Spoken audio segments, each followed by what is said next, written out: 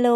สบายดีทุกคนมีไผเคยกินซาขี้เหล้าเด้ซึ่งซาขี้เหล้านี้ก็ถือว่าเป็นอีกหนึ่งเมนูที่จัดอยู่ในเมนูพื้นบ้านอาหารลาวที่นิยมกินกันมาตั้งแต่สมัยพ่อแม่ปู่ย่าตายายส่วนหลายจะนิยมกินกันอยู่ในช่วงฤดูร้อนหรือช่วงมะงิ้วมะขามมากน้ำนมหรือมากหำมีป่งในช่วงฤดูนี้แหละเนาะซึ่งเมนูนี้จะเป็นอาหารทางภาคใต้ของลาวเฮาเองส่วนหลายจะนิยมกินกันอยู่ทางภาคใต้เช่นทางแขงจำปาสักสารวันหรืออัตตปือพู้นแลเนาะหลังจากที่เก็บเอามะงิ้วแล้วแม่แก้วก็จะมาเก็บเอามะขามต่อส่วนมะขามที่เก็บหรือว่าต้อยเอานี้ก็จะเป็นมะขามส้มเด้อทุกคนสำหรับผู้ใดที่จะเฮ็ดแล้วบ่มีต้นมะขามแบบนี้ก็นำเอามะขามเปียกที่กระเจ้าขายนั้นมาเฮ็ดเอาก็ได้เนาะหลังจากที่ได้มะขามแล้วก็ย่างเข้าสวนมาเก็บเอาผักเอาหอมต่อ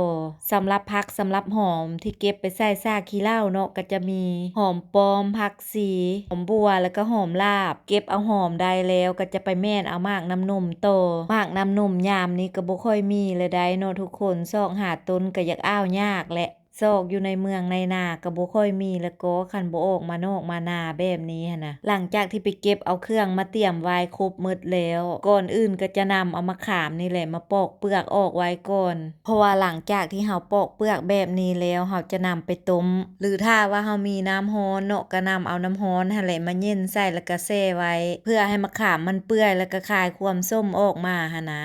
หลังจากที่เกี่ยมน้ำมะขามไว้แล้วเฮาก็จะนำเอาผักไปส้มไปล้างต่อบาดนี้เครื่องที่นำมาเฮ็ดซาขี้เหล้ามื้อนี้ล้วนตั้งแต่เก็บมาจากต้นจากสวนสดๆใหม่ๆเลยเวลาที่เฮาได้เครื่องสดๆใหม่ๆมาแบบนี้หั่นน่ะบ่ว่าจะนำไปเฮ็ดหยังก็แซ่บเนาะว่าคือกันกับแม่แก้วบ่ทุกคนหลังจากที่ล้างเครื่องล้างผักล้างหอมทุกอย่างสะอาดดีแล้วก็นำเอามาฝักมาฝานฝักต้นน้อยๆแลบๆคือกันกับเฮาฝักมักหุ่งหั่นแหละอันแรกที่แม่แก้วกำลังฝักอยู่นี้จะเป็นมักงิ้วเนาะส่วนมักงิ้วที่นำมาใส่ก็ให้เลือกเอามากบ่อ่อนแล้วก็มากที่บ่แก่หลายปานใดมากที่พอดีกินแซ่บหั่นแหละเนาะหลังจากที่ฝักมักงิ้วแล้วก็นำเอามากน้ำนมมาฝักต่อสำหรับมากน้ำนมนี่ก็ฝักคือกันหั่นแหละเนาะสำหรับเมนูนี้เนาะเอามากน้ำนมใส่หั่นน่ะจะมีความแซ่บใดแต่ว่ามากน้ำนมนี้คันอยู่ในเมืองในนาก็สิซอกหามาอ้าวยากแด่แต่ถ้าคันบ่มีเนาะเฮาก็สามารถเอามักเดือหรือว่ามากหำมีแนวที่มันฝาดหั่นมาใส่แทนก็ได้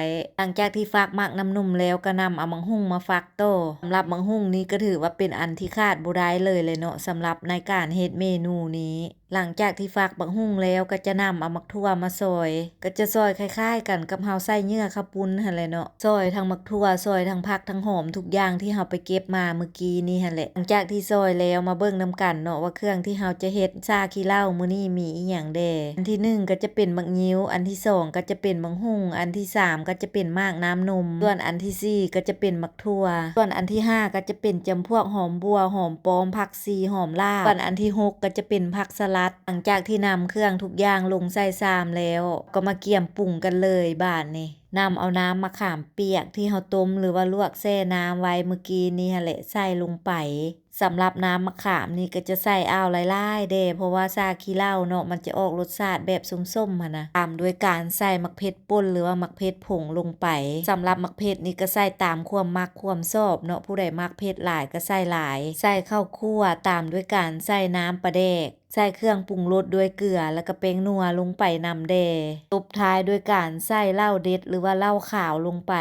อันที่จริงคันมีขี้เหล้าสดๆเนาะที่กระเจ้าต้มเหล้าหั่นน่ะนำอันนั้นมาใส่แฮ่งแซ่บสุดเลยแหละแต่ว่ามื้อนี้หั่นแม่แก้วเลาะซอกซื้อซอกถาม2-3บ่อนแล้วบ่มีก็เลยได้เอาเหล้าเด็ดหรือว่าเหล้าขาวนี่แหละใส่แทนเอาแต่การที่เฮาเอาเหล้าใส่แทนแบบนี้จะให้แซ่บคือใส่ขี้เหล้าแท้ๆก็จะบ่ซ้ำเนาะก็พอทดแทนกันได้ยามที่มันบ่มีหั่นนะหลังจากที่ใส่เครื่องทุกอย่างลงไปหมดแล้วก็คนคลุกเคล้าให้เครื่องทุกอย่างมันเข้าเนื้อเข้าในกันดีๆแล้วก็ชิมรสชาติเบิ่งเนาะบ่พอดีอันใดก็สามารถเพิ่มอันนั้นลงไปอีกได้